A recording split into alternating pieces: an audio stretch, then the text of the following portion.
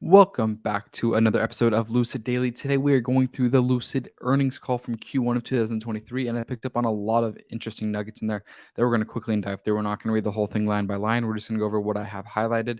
I've spent like over an hour and a half going through it, running math, running numbers, and everything like that. So I'm going to go ahead and share with you guys what I found. But in the meantime, let's go ahead and pop up what I learned, and I'll walk you guys through it. So obviously, just to show you guys the Q1 2023 earnings call. We know that they produced 2,300 vehicles and they delivered 1,400 vehicles. Now, something interesting to note. Let me pull this other number up on my phone. If you haven't yet, follow me on Twitter. I actually just posted what I consider to be a fairly in-depth assessment on the earnings call. So if you want to go ahead and check that out, follow me at McKay Thomason on Twitter.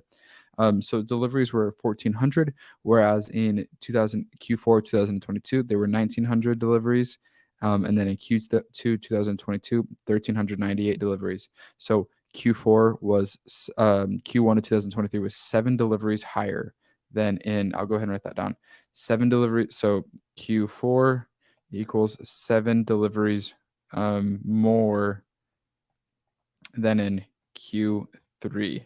So they barely beat Q3 of 22. So not the best sign right there. But like I said, I'm here with you guys. So let's keep going.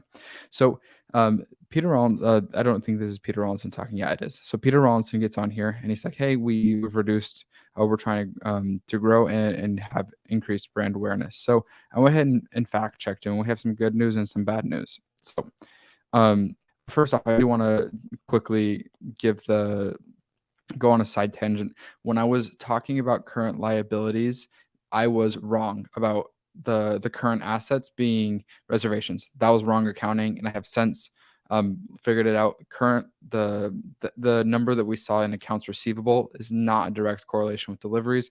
And in fact, deposits would be under current liability. Sorry, I said deliveries, but I was thinking deposits. I was wrong. So last video when I talk about accounts receivable and how that correlates to reservations, that was wrong. So they don't actually, current reservations are technically a liability, as I've learned. But beside the fact, let's dive into their revenues. So we're going to go backwards here. We're going to start with, let me get my little laser pointer out here. We're going to go September of 2022. They had 195 million in revenue. 195 million in revenue, and they spent 492 million to get that. So not the world's best. Obviously, they're a growing company, so it's expected. I don't want to trash on that number specifically. And then in Q4 of 2022, they had 257 million, and they spent 615 million to get it. This quarter, they spent 500 million to get 149 million. So there's good news and there's bad news with these numbers. Okay, the good news is they did reduce the cost of revenue, so their cost of goods sold is significantly less. However, their revenue is less than it was in Q3 of 2022. That either means they're giving out heavy discounts on their cars, which they dodged a lot of those questions on this earnings call, or they're selling a lot of the Airs, the cheaper car. So just something to pay attention to. The revenue fell off a cliff. And obviously, like when you're ramping, it's fine if your cost of revenue is going up, but what you want to see with your cost of revenue going up is a dramatic increase or a correlating increase, I should say, in revenue. So that's definitely something we should pay attention to. Went ahead and crossed things out. They just kept talking about awards. I didn't really care. Their battery technology, they keep talking about how advanced their technology is. Their battery technology is good. They have the furthest range, but in terms of software of ADAS systems or self-driving systems, there's nowhere to be seen. So this part really, really angered me, and I actually wrote a fairly lengthy tweet about it. So go check it out again at McKay Thomason on Twitter. So they keep talking about the Sapphire. They're like the Sapphire, the Sapphire, the Sapphire. But riddle me this: you're a company. Let me just kind of go ahead and get the bullet point for my tweet. So you are a company that is, let me pull it up. So you're a company that's struggling to increase revenue. So you would think that you'd want to sell more cars to get more revenue, right? That's my ideology. Okay, we're struggling with revenue. We need to find a way to sell more cars. So what are they doing? They're making a $250,000 car to sell. The number of people that are going to be able to buy that car is extremely limited, especially in a higher interest rate environment. This is just my idea. This is where I think management went wrong. Why not can the idea of the Sapphire and dump all of the 229 million, I think, don't quote me on that. I think it was 229 million in R&D.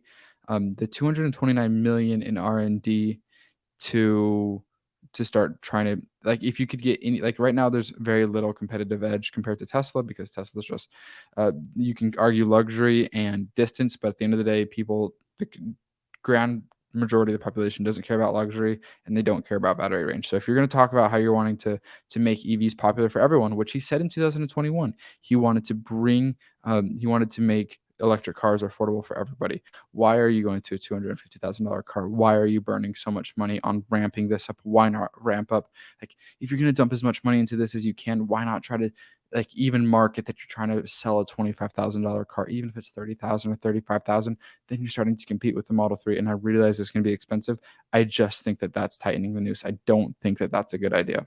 And it's like, you're going for speed. They don't care about speed. If your mission is to make electric cars more available to the population, this is not doing it. That is my problem with this, is they're focusing on Sapphire. Now, I talked to one of my coworkers and he's like, look, this is a Hail Mary. They're trying to get more money. I'm like, if the Saudi Arabia Public Investment Fund will continue to give you liquidity and provide cash for you and be able to help you fund whatever you need, then I think you have to go with the Model 3 approach. But if the Saudi Arabia PIF is like, you guys are like, after this, you're on your own, then I guess it's a Hail Mary to raise more cash. But I just think they may are going to buy this car is very few and far between. And the amount of time and money they're spending into developing the Sapphire could be going into more of a longevity project, which I think they need. They had 5 over-the-air updates in Q1, but the only 2 that he could name are CarPlay and scheduled charging. Pretty basic, so it's disappointing to see. Their test drives have doubled. That's actually a good sign. But as you'll see, I have a note down here, but I'll just go ahead and say it right here. If you're going to if you have no idea what a Lucid is, if you've never ridden in an EV before and you're going on a test drive, you love it, you think it's fantastic, what's the first question you're going to ask? Oh, what's the price?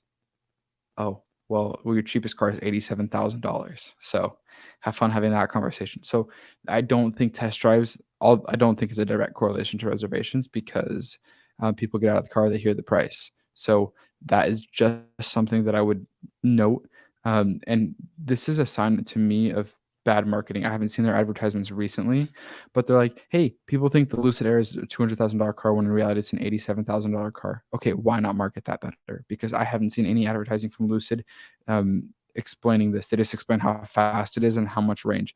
The range anxiety, like, you don't need more than 300 miles. Like, it's like around the city. Okay, that's just my anecdotal.